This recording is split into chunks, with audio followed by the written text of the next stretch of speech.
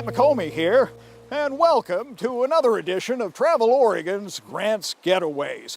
Well, this week, something new and something a bit serious, especially if you're one who enjoys playing along our Oregon rivers, streams, and lakes. You see, there's a new battle plan underway, and Oregon's natural resource managers say they need your help to keep dangerous shellfish from invading Oregon's pristine water. Hi, I'm Rick Bodner with Oregon Department of Fish and Wildlife, and we're doing boat inspections today, and we'd like to inspect your boat for aquatic invasive species. You betcha. Okay. Let's look at it. It hasn't happened yet, but tiny mussels called quagga and zebra could be in Oregon soon, while other invasives, New Zealand mud snails, are already here. The time has come, say the experts, to contain, prevent, and protect Oregon's waters. This was off one side of one prop, and as you can see, they cluster each other, so you get smaller ones on top of the bigger ones, so they grow on top of each other. The invasives come to Oregon by way of the East Coast, the Great Lakes, and a recent infestation discovered in Lake Mead, Nevada. These places are great hidey holes. This is perfect. Any wells here, all good hiding spots.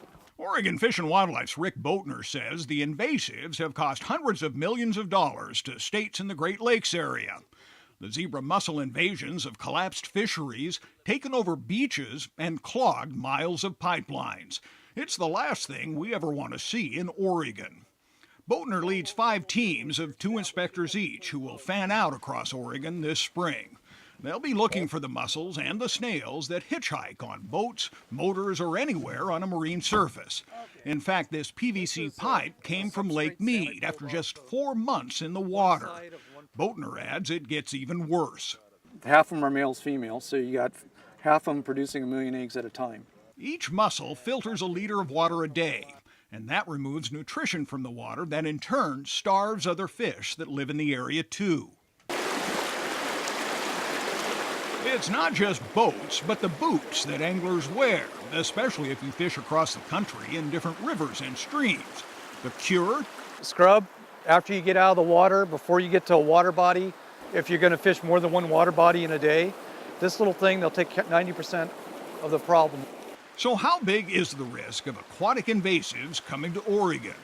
They should be very alarmed by the risk, yes. Glenn Dolphin of the Oregon State Marine Board says invasive mussels threaten not just recreation, but also the region's water-based infrastructure, from pipes carrying drinking water and farmland irrigation to hydroelectric production. This is really the first program in Oregon that's really been focused on the aquatic invasives and really tried to get out ahead of the curve and be proactive and preventative.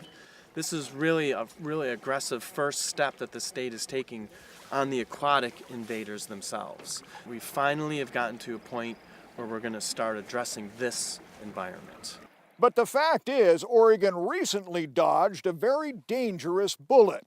You see, Washington officials recently found a boat for sale in the Spokane area. The bilge in that boat was full of quagga mussels.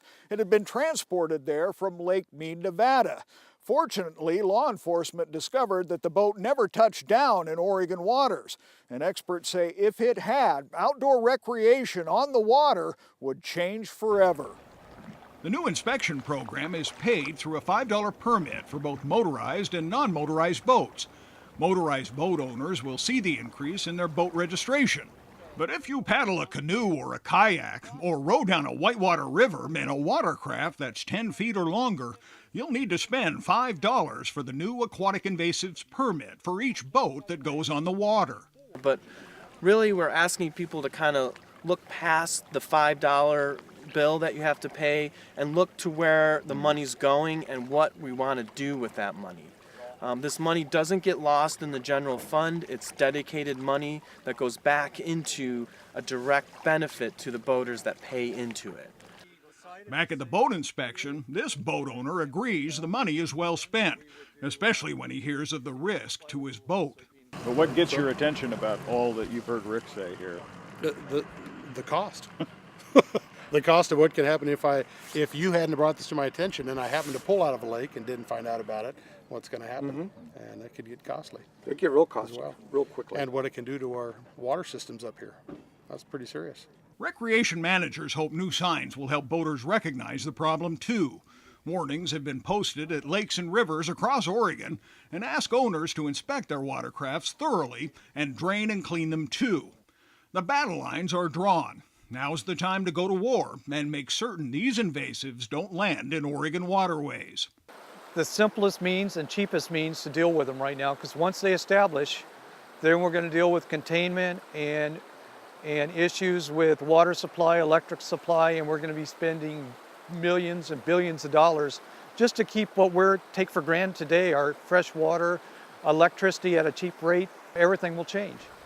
The new Aquatic Invasive Species Program is all about prevention and keeping those dangerous critters out of Oregon's famous waterways.